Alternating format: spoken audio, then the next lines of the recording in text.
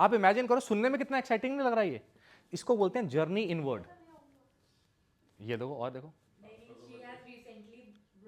बहुत बहुत अच्छी चीज है मैम, मतलब trust me ma'am, what you doing is absolutely fantastic. ये जर्नल ना मुझे मेरे बर्थडे पे गिफ्ट में मिला था, तो तब से मैंने स्टार्ट करा है और मैंने शायद ऑफिस में दिखाया भी एक दो। किसी को इंटरेस्ट ही नहीं आया होगा, तब कल आएगा। उन्होंने देखा है, वो भूल गई हैं इस time. But I am glad we are talking on these lines. मैं आपको बता रहा हूँ ये सब ना कोर फंडामेंटल्स हैं आपके ग्रोथ के। देखो दुनिया में ना अपनी वीकनेसेस कवर करने का कोई अंत नहीं है।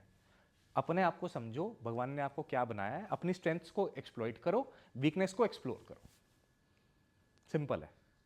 तो ये समझने के लिए जर्नी इनवर्ड्स, तो उसमें ना सब पूछता है, financial goals, travel goals, health goals, spirituality goals, appraisal goals, सारे गोल्स। और ऐसी एक शीट हम लोग मिलकर बना भी रहे हैं अपने पीछे से, निशी मैम और हमारा और टीम का एक प्रोजेक्ट चल रहा है जहाँ पे हम इस टाइप के ही इमोशनल इंटेलिजेंस किट और ये सारी किट्स हम पीछे से बना रहे हैं, बन जाएगी एक, हम आपको भी गिफ्ट कर देंगे। और उनका एक दूसरा प्रॉम्प्ट भी है, वो एंजाइटी और रेस्टलेसनेस को बैरोमीटर, हाँ उसका एक बैरोमीटर है कि आप कब स्ट्रेस महसूस कर रहे थे, कब कर रहे थे। वो आई होप अभी आपको जरूरत नहीं है, जब होगी तो ले लीजिएगा, कोई बुरी चीज़ नहीं है। ज़्यादा जैसे बीपी मॉनिटर करते चलते हैं, तो आज की डेट में लोगों को एंजाइटी थोड़ी जिनकी ज़्यादा हो जाती है वो मॉनिटर करते हुए चलते हैं कॉन्स्टेंटली। तो मैं ओपनली ज़्यादा इसके बारे में बात नहीं करूंगा, जस्ट इन केस खुदा ना खास्ता किसी को फील होता हो, मेरा नंबर सभी के पास है यहाँ पे, तो feel free to get in touch with me personally, I will help you with that. ठीक है, नो योर ओन इमोशंस, कहानी थोड़ी सी क्लियर हुई, मैम ने ऐड किया डिस्कशन में, तो आई होप आपको और इसके पैरामीटर समझ में आए। अब सेकेंड लेवल है जिसमें दुनिया के टॉप 10% लोग आते हैं, इसमें फिर आगे 5 है, फिर इसके आगे 3 है, सॉरी 2 है, नहीं 5 3 2, सॉरी 5 3 2। ये टॉप 10% में आपके साथ डिस्कस कर रहा हूं। अब ये टॉप 5% लोग कौन है? Know emotions of others.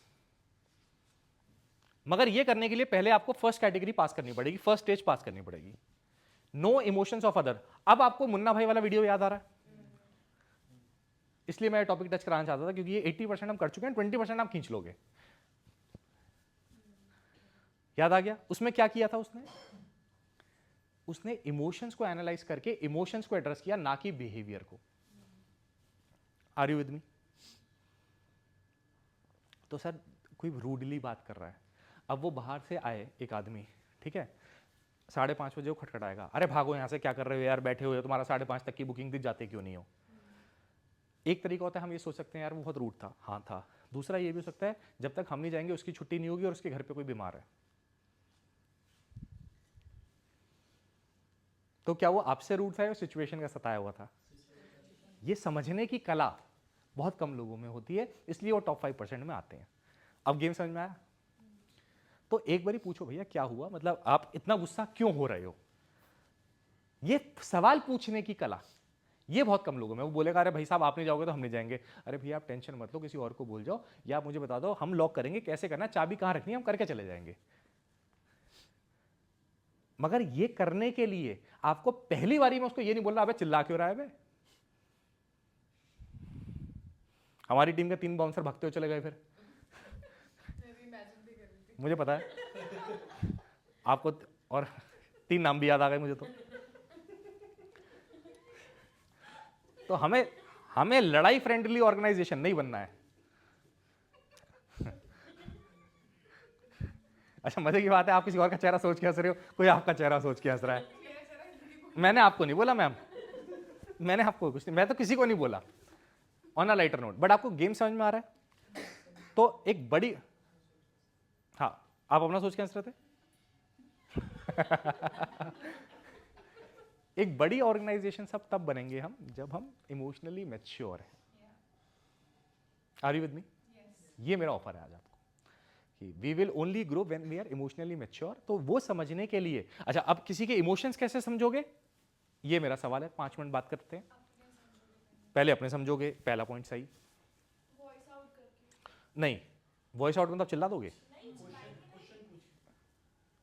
नहीं रहेंगे खुद से, अपने अंदर ही परसीव नहीं करते रहेंगे, सामने वाले से जाके बात करेंगे कि पूछेंगे, बात नहीं करेंगे।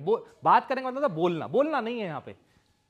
व्हाट ही सेड, क्वेश्चन पूछने कि सर क्या हुआ, मतलब ठीक है हम जा रहे हैं, मतलब कोई दिक्कत है, अगर थोड़ा सा 15 मिनट ऊपर हो जाए तो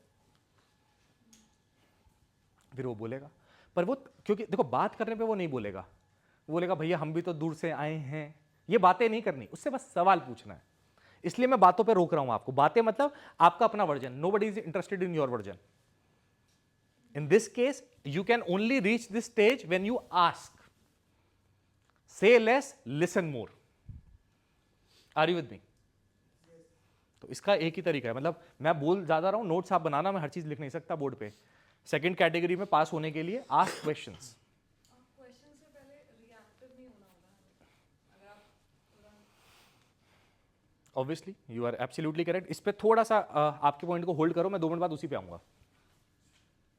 यहां तक कहानी क्लियर हुई?